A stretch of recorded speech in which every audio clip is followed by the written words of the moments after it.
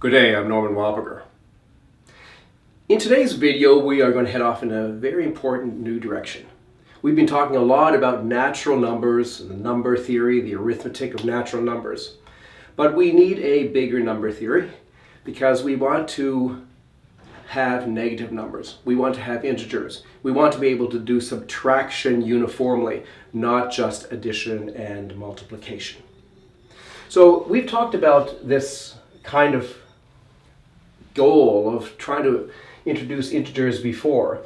So in our Math Foundations 12 video, it's called Introducing the Integers, we did have a look at essentially the classical 19th century way of thinking about how to introduce integers from natural numbers. In this video, we want to look at things in quite a different direction. And we're going to be motivated by, first of all, our understanding of multisets. We now have a much broader appreciation for the power of thinking about multisets as a fundamental data kind of structure. And the other thing that we're going to be motivated by is, surprisingly, modern physics. 20th century physics is a remarkable intellectual and scientific endeavor. And it's revealed so many remarkable things about the world. Surprising, almost unbelievable things. But it also orients us in new directions with respect to very fundamental kinds of things. And we're going to draw upon some of the understanding that the physicists have achieved. Okay, so let me remind you of the classical way that one might introduce integers if we assume we already have natural numbers. So we have the natural numbers 1, 2, 3, 4, 5, and we might be interested in creating -1, -2, -3. 0 we may have or may not. If we don't already have it, we can introduce 0 along the way here just as well. So what we do is we look at pairs of natural numbers. And we used a particular notation. We said m with a little /n, and we read this as m less n. It's sort of parallel to m minus n, but we're not really saying that, but it's just an expression that we write down. So these are the basic kinds of objects that are going to be our integers. And so 3 less 2, for example, is going to end up playing the role of the integer 1. And it turns out to be the same as the expression 6 less 5. While 2 less 3 ends up playing the role of -1, and that's the same as, say, 7 less 8. So we talked about how to set up an arithmetic with integers this way, and it was all well and good, and it works. And it's one possible way of proceeding. So in this approach, the integers are more complicated objects. They are built from natural numbers, but in fact they don't properly contain them anymore. We're really going from natural numbers over here to integers over here. They are a different kind of beast. They are things of this form rather than just things of the form m or n. So we want to revisit this. We want to give this some additional thought. Ask ourselves, is there some other way of proceeding? So there is a very interesting other way. And let me remind you that our orientation now is that natural numbers are really best encoded by what we're calling NAT, the primitive natural numbers. And they were built up from an M-set or multi-set point of view, essentially requiring only these two fundamental ingredients: the idea of nothing, represented by a blank, and the idea of some essential something, which was represented by a stroke or a mark on the page. These were the basic ingredients, and then we said, all right, we can create natural numbers just by taking multisets, essentially multisets of strokes or marks, with the possibility of also having a multiset containing nothing. So we got things like this, the empty multiset, which ended up being called 0. This multiset with a single stroke, which we could also call the number 1. And then here is a multiset with a stroke and then another stroke, or mark. That was ending up being called 2, and then there was 3, and so on. Okay, so that's good. And now we want to ask, well, now that we have this multi-set framework, is it possible to use that to build up a better, more natural theory of negative numbers? We are going to look at 20th century physics for inspiration. So 20th century physics is a very interesting subject, of course, starting off with Einstein's beautiful theories of relativity, special in general, then moving on to this remarkable business of quantum mechanics, this remarkable but very mysterious business of quantum mechanics. And then this sort of gradually more and more complicated view of the world in which we live in, involving all kinds of remarkable things that happen at very small scales and at very large scales. Okay, so we're not going to deal very much with this, but we have talked a little bit about the part of that story that's relevant for us in Math Foundations 186 when we were talking about the concept of nothing, and how that concept is somehow reflected in 20th century physicists' view of the vacuum. The vacuum, or sort of empty space, is the physical equivalent of nothing, or at least a close approximation to it. But we saw that, in fact, the vacuum was, to physicists, much more complicated than it might appear from the outside. Now, a very interesting part of the story is that in around 1928, the great British physicist Paul Dirac predicted a rather remarkable new kind of particle called a positron. And so the positron was much like an electron, and it had the same kind of mass and a lot of the same properties, except that it has a positive charge rather than a negative charge. And a few years later, C. Anderson actually found evidence for positron. Since then, this idea of particles having antiparticles is now a main feature of 20th century understanding of elementary particles. And it's a bit of a mystery because these antiparticles are not so easy to find in general. Often they don't live very long. It seems as if nature is quite lopsided. There's a lot of more particles than there are antiparticles. But nevertheless, we do understand that there's quite a long list of pairings between, say, like a particle of an electron and the associated positron, or a neutron, the antineutron, or a proton, or an antiproton. This kind of symmetry even extends down to the level of quarks. So, for example, if we have up, charm, and top, these are quarks, some kind of very elementary kinds of particles. Then they supposedly have antiquarks, which are usually denoted with bars, so U bar, C bar, T bar. And the main feature about these things is that generally the particles and their antiparticles have similar properties, but they have opposite charges. The idea is that if you bring a particle and its antiparticle together, then they, poof, annihilate each other. So for example, if you have an electron and a positron and you shoot them towards each other, then poof, they will kind of annihilate each other. But there will be some energy resulting as represented by two photons that spin out from the collision. So in some sense they sort of cancel each other out, but there is some kind of residue. An even more curious kind of phenomena is this idea of particle-antiparticle creation that essentially can happen even in a vacuum. So if we have some empty space, then this empty space, according to a physicist, it still has some kind of residual energy. So it's not entirely empty. It's not entirely, blank, because if it did, then that would contradict the uncertainty principle, which basically tells us that we can't know everything about a particular situation. So in particular, we can't know that something is completely empty with absolutely zero energy. So in this vacuum kind of situation where you have this vacuum and maybe it has some underlying energy, what can happen is that spontaneously an electron and positron can sort of appear. And they are there for a very short period of time, some very small fraction of a second, and then shortly afterwards they kind of cancel each other out and we're back to the empty space before.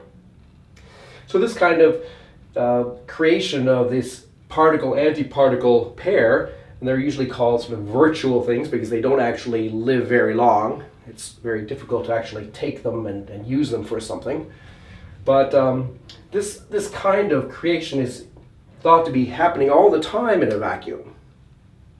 The vacuum is really a seething sea of possible creations and annihilations of all these little pairs of particles and antiparticles.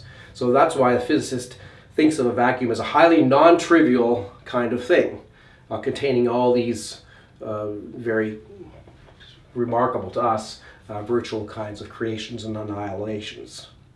It's a very remarkable story. So I would like to propose a bold new idea.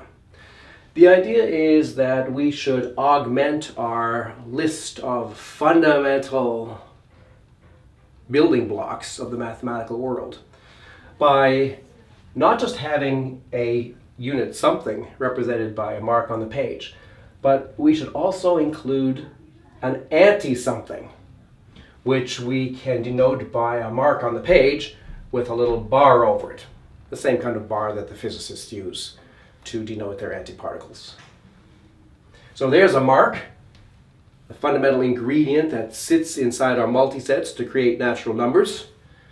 And now we're positing the idea that maybe we can include in this story the idea of an anti-mark.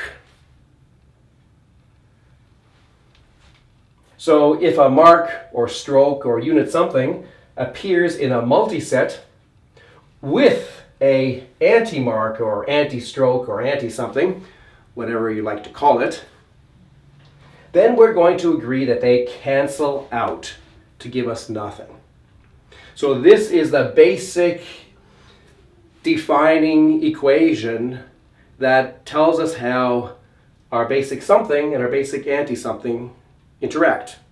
If you have something right beside anti-something, then poof, they give you nothing. Now notice that there's no zero on this side. We're not saying that you get zero.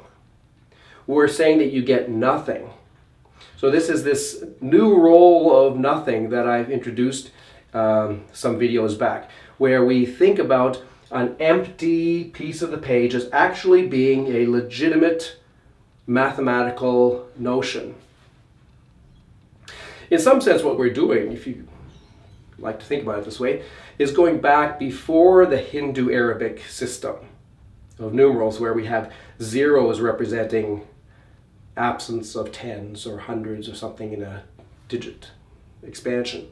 We're going back to the Babylonians, really. In the Babylonian sexagesimal system, they had little marks representing tens and little marks representing ones that they wrote with their little styluses on clay tablets. And if there were no tens around, they just left a blank there. So they definitely used empty space on their page, on their clay tablets, to represent the absence of something. And what we're doing here is we're going back to that very ancient tradition of recognizing the importance of nothing, the importance of allowing ourselves the possibility of writing a meaningful empty space. So, up till this year, you would look at an equation like this and say, well, this doesn't mean anything. There's something wrong with this equation. I'm saying this is a very interesting equation that actually represents a key fact. You put a mark and an anti-mark together, and you get nothing. It's a paradigm shift, really, in terms of how we're going to understand arithmetic. So here are some examples. So we now have the idea of having a multiset which might contain not only marks but also anti-marks. Up till now, in our foundations of arithmetic, we were only considering multisets that had marks in them. That's how we built up our basic natural number system. Now we're extending the possibilities a little bit. So we could have a multiset, say, containing mark, mark, mark, anti-mark. And, by our agreement, this anti-mark will cancel with one of those other marks to give us just mark, mark. Now, it doesn't make sense to really ask, Well, which of these is it canceling with? It cancels with one of them because this is not ordered. The order doesn't matter. These various marks are indistinguishable. They really are repeats of the same basic thing. So it doesn't really matter which one of these is being canceled. It's just the case that this cancels with one of those and we end up just with a couple of marks. Similarly, if we have mark, anti-mark, mark, anti-mark, well, then we get a little bit more cancellation and we end up with our empty M set. If we have mark, mark, mark, mark, mark, anti-mark, anti-mark, then we end up with mark, mark, mark. If we have anti-mark, anti-mark, anti-mark, mark, then we have equivalent M set, anti-mark, anti-mark. Okay, so now some key definitions. What is a negative number?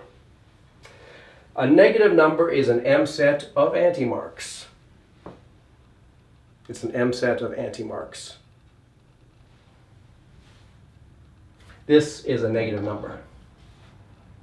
It consists of just anti-marks. What is an integer? An integer is an M set of marks or an M set of anti-marks. So we allow either the possibility that we have an M set of marks or the possibility that we have an M set of anti-marks. If we have either of those two, then we say that we have an integer. This is an integer. This is an integer. This is an integer. This is an integer. These are all integers on this side. And we're going to introduce two new types. We're going to introduce the type neg for negative, the type of a negative number, and int for integer, the type of an integer. All right, so here are some more examples. Here is a natural number. It's mark, mark, mark, mark, mark, that M set. Here is a negative number. Anti-mark, anti-mark, anti-mark, anti-mark. It's an M set of anti-marks. That's a negative number. It belongs to neg. This is a natural number. It belongs to a nat. Both of them are integers. So both of them are integers. This is also an integer. This is also an integer. It's possible for something to have different types. Okay, it's possible for this to be a negative number as well as being an integer. No problem. This is the empty M set. It's a natural number. It's usually what we call 0. Here's the same empty M set. It's also a negative number because it's an M set of anti-marks. We didn't say that the M set of anti-marks had to be non-empty. Okay? An M set of anti-marks can include the possibility of having an M set that's empty. So that is both a negative number as well as a natural number. What about this thing? Mark, mark, mark, anti-mark, anti-mark. Is this an M set of marks? Well, the way it's looking now, it's not an M set of marks because it has both marks and anti-marks. And it's also not an M set of anti-marks. Now you could say, well, this evaluates by the basic fundamental property of anti-marks and marks together. It evaluates to this thing, which is a natural number, and that's fair enough. But I'd like to say that this thing here is actually an integer expression. It's something that evaluates to an integer, but is not actually formally an integer itself. It's a little bit like the difference between the number 5, which is a numeral. It's a Hindu-Arabic numeral, or a num, and the expression 2 plus 3. The expression 2 plus 3 evaluates to 5, but it's actually formally something a little bit different. Okay, so we get this idea now that the type of integer includes both the type of nat and the type of neg. And we can use this sort of set theoretic union here. So we can refer to this as being the union of these two types. Doesn't mean that we're taking unions of infinite sets. We're definitely not doing that. We're taking the union of types. So something is of type integer means that it's either of type this or it's of type this. And the or can include the possibility that the object is something of type both of them, namely 0. Similarly, nat intersect neg This is also a type that's perhaps useful for us to give a name to. Let's call it 0. It's a type. It's a very limited kind of type. There's only one object that has that type, namely our empty M set. But nevertheless, it captures the idea that we have two overlapping types, overlapping in exactly the 0M set. So I want to emphasize that I'm interested in having complete symmetry between natural numbers and negative numbers. Or maybe from your point of view, natural numbers over here and negative numbers over here. Okay, they're just overlapping at 0. But I want there to be complete symmetry between them. Fair enough. Okay, so this is the start of a new kind of arithmetic, start of integer arithmetic. Of course, just the beginnings, because we've just identified what the fundamental objects are. We still have to, A, define the operations, and B, prove the laws of arithmetic. Right? But we're always obligated to do when we're setting up a number system correctly. Okay, but very exciting because it really is a new direction for arithmetic. And it's firmly rooted in our understanding of M sets. And this sort of fundamental expansion now of having three fundamental ideas or concepts at the root of everything: nothing, something, and anti-something. Next time we're going to explore more of the consequences of this new paradigm shift for arithmetic. I hope you'll join me for that. I'm Norman Wildberger. Thanks for listening.